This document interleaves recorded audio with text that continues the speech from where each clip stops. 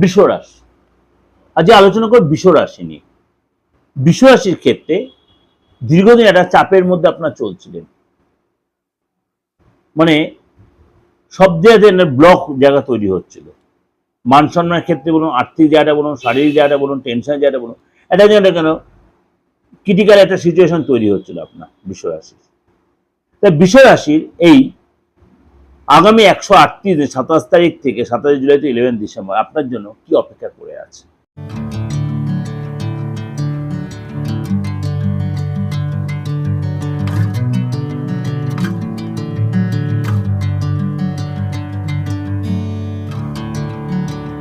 নমস্কার, আজকে আলোচনা করব বিশেষ গ্রহ নিয়ে, বিশেষ আলোচনা।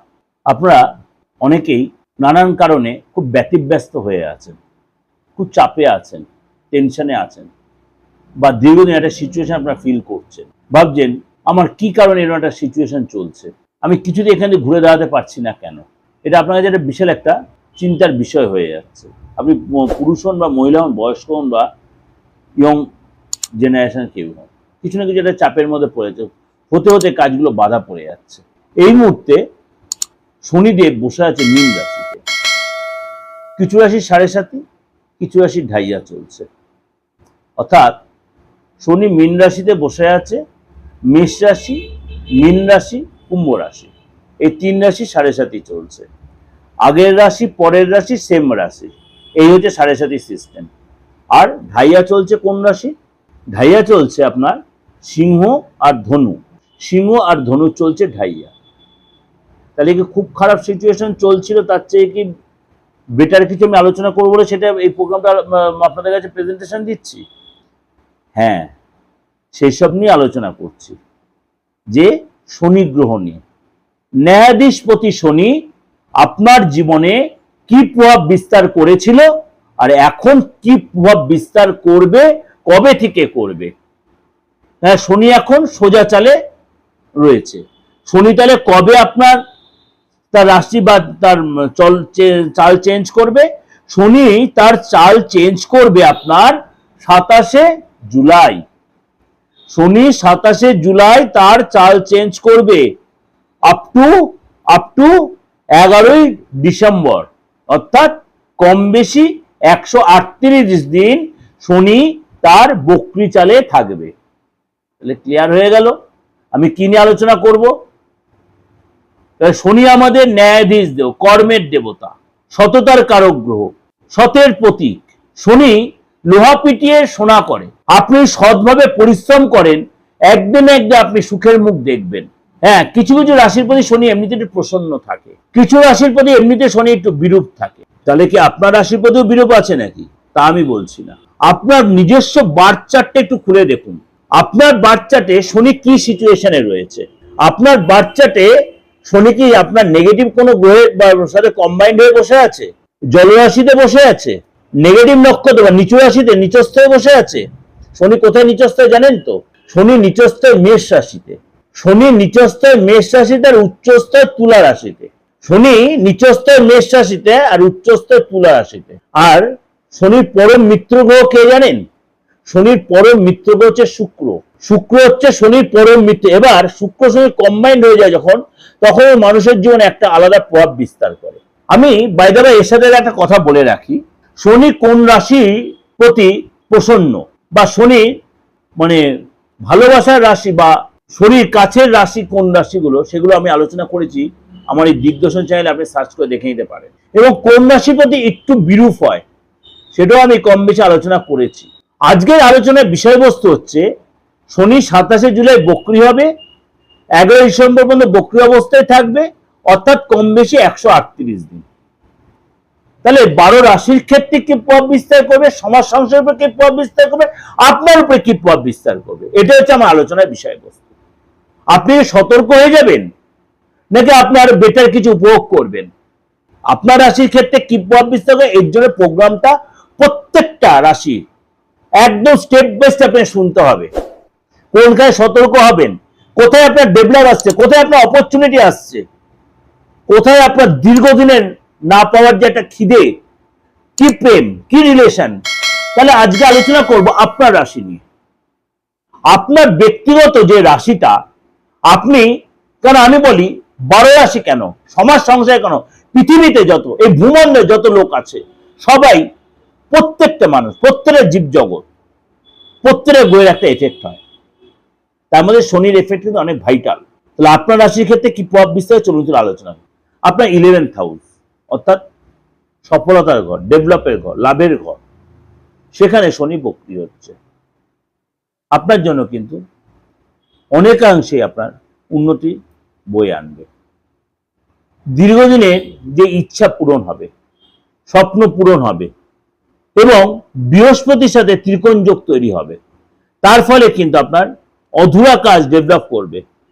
আপনার মধ্যে একটা সাত্ত্বিক ভাব আসবে, আধ্যাত্মিক চেতনা বাড়বে, ইনটিউশন পাওয়ার বাড়বে, মনের মধ্যে একটা কনফিডেন্ট বাড়বে, শরীর স্বাস্থ্য ভালো হবে, সততার জায়গা তৈরি হবে, আপনার মধ্যে সংযমতা আসবে, ধীর স্থির ভাব আসবে। অর্থাৎ সেটাকে আপনি কাজে লাগিয়ে অনেকটাই এগোতে পারবেন। বৃহস্পতি শনির যখন ত্রিকোণ যোগ তৈরি, তখন আপনার ডেভেলপ করবে, ইনভেস্ট করে ফায়দা পাবেন। চাকরির জায়গাতে আপনি লাভবান, নতুন করে চাকরি পেতে পারেন, বা চাকরি করছেন, আপনি করছেন, চাকরি পদলাভ দীর্ঘদিন আটকে ছিল, মানে আপনার পোস্টিং বা প্রমোশন বা ট্রান্সফার মন মতো জায়গায়, সেগুলো আপনার পাওয়ার সম্ভাবনা প্রবল তৈরি হবে। হঠাৎ কোনো গুড নিউজ, আপনি অবিবাহিত ছিলেন, বিয়ের যোগাযোগ তৈরি, আপনি সন্তান ধারণের প্ল্যান করছেন, এতদিন হচ্ছিল না, সেখানে আপনি আইভিএফ পদ্ধতি বলুন বা প্রাকৃতিক সিস্টেমে আপনি কিন্তু সেটা অ্যাচিভ করতে, অর্থাৎ আপনার কিন্তু সামনের দিনটা শনির বক্রির কারণে আপনার কিন্তু মানে রাস্তা খুলছে, যে জায়গাটা ব্লক হয়েছে রাস্তাটা কিন্তু আপনার খুলবে, এবং এই সময় কিন্তু আপনার মানে জবরদস্ত ফায়দা হবে, জবরদস্ত ফায়দা হবে।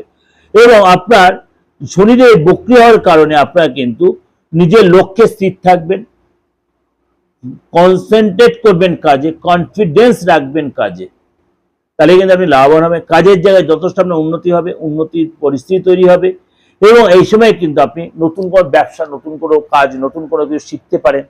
আপনি এই সময় নিজেকে ইনভলভ করে, সামাজিক মান সম্মান বাড়বে, লোকের কাছে আপনার একটা প্রেজেন্টেশন তৈরি হবে, কাজের জায়গায় আপনি যে একটা মানে আপনার সবাই সাইড করে রেখেছে সেই জায়গাটা আপনার ঠিক হবে, আপনার নিজের স্কিল দেখাতে পারবেন। অর্থাৎ বিষয়রাশির কিন্তু এই শনির বক্রি দশার কারণে আপনার কিন্তু সময়টা যথেষ্ট আপনার পেপারে আসছে। তাহলে এটা আপনাদের আলোচনা করলাম। যদি দেখছেন আপনার সেরকম কিছু ডেভেলপ আসছে না, যদি আপনি অ্যাস্ট্রোলজি মানেন, কারো কাছে যান, আপনার ছকের সাথে হাতটাও দেখান যে আপনার ছকে সাপোর্ট দিচ্ছে, হাতে তাহলে সাপোর্ট দিচ্ছে না, শরীরের এই জায়গাটা কি সিচুয়েশন হয়ে আছে, আপনি ডিপ হয়ে আছে, এদিকে ত্রিভুজ হয়ে আছে, না এখান থেকে আপনার সেই বরফি টাইপের হয়ে আছে, নাকি কালো হয়ে আছে, এইটা হচ্ছে শনির জায়গা, বুঝলি, এটা শনির আঙ্গুল, এটা হচ্ছে শনির জায়গা। দেখুন সেই জায়গাটা নিজেই দেখার চেষ্টা করুন। এর সাথে সাথে দেখুন তো শনির জায়গায় আপনার মঙ্গলের দৃষ্টি পড়ছে কিনা, বা শনির দৃষ্টি মঙ্গলে পড়ছে কিনা, বা রাহুর কোনো দৃষ্টি পড়ছে কিনা আপনার নিজস্ব বাচ্চাতে বা গোচরে, তাহলে সেটাকে প্রপার রেকটিফাই করুন। তালিকাটা নীলা পড়ে নেবেন, ভুল করে ফেলবেন, তাহলে নীলাপথে নাও করছি না আমি, আবার আর পড়তে আপনার আমি ইনসিস্ট করছি না।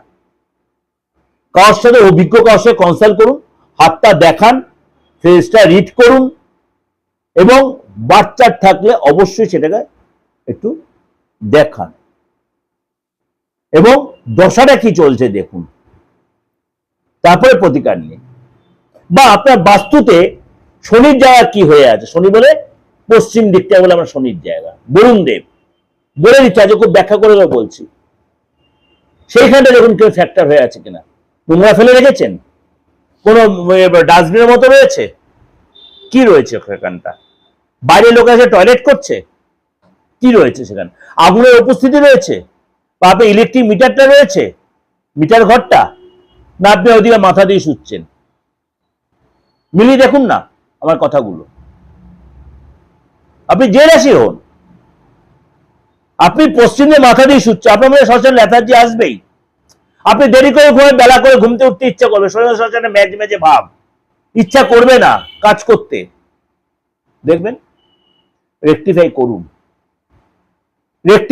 প্রপার কাছে গিয়ে কোনো ভালো বাস্তুবিদের কাছে যান, যদি পার্থ হয়ে আসতে হয় অবশ্যই আলবাত আসতে পারেন, বাস্তুটা পার্থ ব্যানার্জি এমনভাবে করেছে, এমনভাবে গাইড করে, অনেক লোক আজকে অনেক উচ্চ স্তরে পৌঁছে, কারণ না আমি মিডিয়াতে বসে বলবো না।